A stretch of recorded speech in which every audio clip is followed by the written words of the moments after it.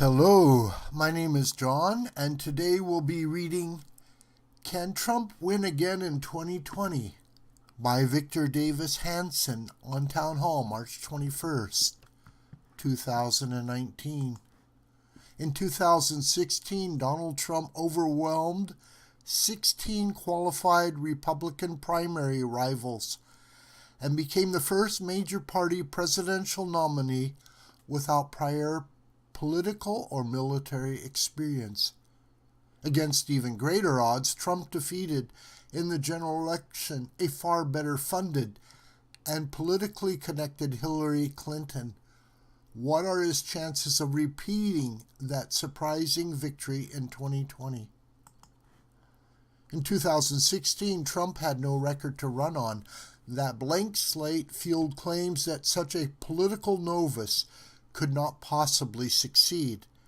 It also added an element of mystery and excitement, with the possibility that an outsider could come into town to clean up the mess. Trump now has a record, not just promises. Of course, his base supporters and furious opponents have widely different views of the Trump economy and foreign policy. Yet many independents will see successes since 2017. Even if some are turned off by Trump's tweets. Still, if things at home and abroad stay about the same or improve, without a war or a recession, Trump will likely win enough swing states to repeat his 2016 Electoral College victory. If, however, unemployment spikes, inflation returns, or we get into a war, he may not.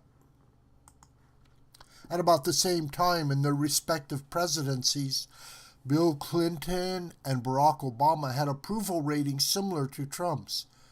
In Clinton's first midterms, Democrats lost 14 more House seats than Republicans lost last November. Democrats under Obama lost 23 more seats in his first midterms than Republicans lost under Trump. Democrats lost 8 Senate seats in 1994 during Clinton's first term. They lost 6 Senate seats in 2010 during Obama's first term. Republicans actually picked up 2 Senate seats last fall. Yet Clinton and Obama handily won re-election over respectively Bob Dole and Mitt Romney. In other words, the 2020 election is likely Trump's to win or lose. It is also worth remembering that Trump does not exist in a vacuum. In 2016, many voters preferred Trump because he was not the unpopular Hillary Clinton. In 2020, there will be even starker choice.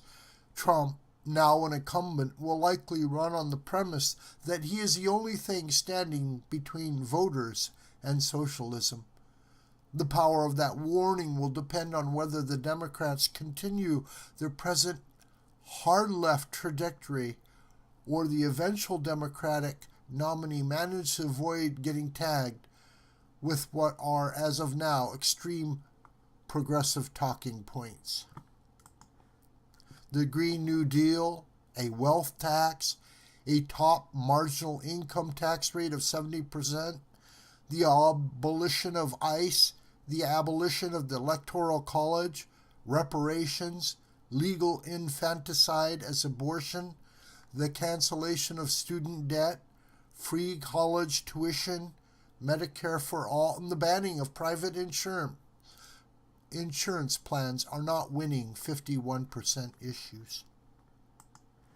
If the Democrat nominee embraces most of these fringe advocacies or is forced by the hard left to run on some of them, he or she will lose. If the Democrats nominate Senator Kamala Harris, Senator Elizabeth Warren, Senator Bernie Sanders, or Senator Cory Booker, Trump will seem moderate by comparison and have more relative experience at both presidential campaigning and governance. Also, with a few notable exceptions such as John F. Kennedy and Barack Obama, senators do not have a good record of winning the presidency. If the Democrats nominate a veteran politician, such as former Vice President Joe Biden, then the two rivals will be more equally matched in appealing to the middle classes. Another thing to consider: what will the Mueller investigation and a flurry of House investigations of Trump look like by November 2020? If Special Counsel Robert Mueller concludes that there was no conclusion between the Trump campaign and Russia, then Trump's charges of a witch hunt will more than likely stick. But if Mueller investigation proves that Trump negotiated with Russians to stop the Clinton campaign, Trump will be in considerable trouble.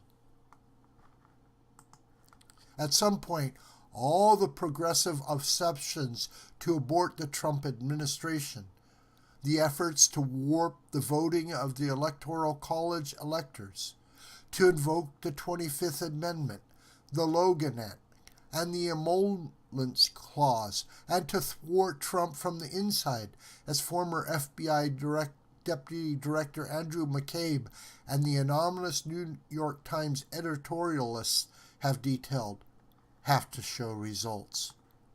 If they do not by 2020, then these attempts will be seen more as bitter-end vendettas, and they may work in Trump's favor, making him appear a victim of an unprecedented and extra-constitutional assault. Then in Nietzschean terms, anything that did not end Trump will only have made him stronger. Finally, Trump himself is not static. For a while, relative calm has returned to the White House. Secretary of State Mike Pompeo, and National Security Advisor John Bolton, and Attorney General William Barr are more in sync with Trump's style and message than the previous holders of those positions. Trump himself often displays more self-depreciation. Like other incumbents, Trump may be becoming savvier about the complexities of the job. Democrats think 2020 will be an easy win over a controversial and often wounded president. Republicans thought the same in 2012. This video is a production of the School of the White Crane. Hi, my name is John Brooker. Please subscribe to this YouTube channel, and please share this video with family and friends and on social media. May God richly bless you, my beloved.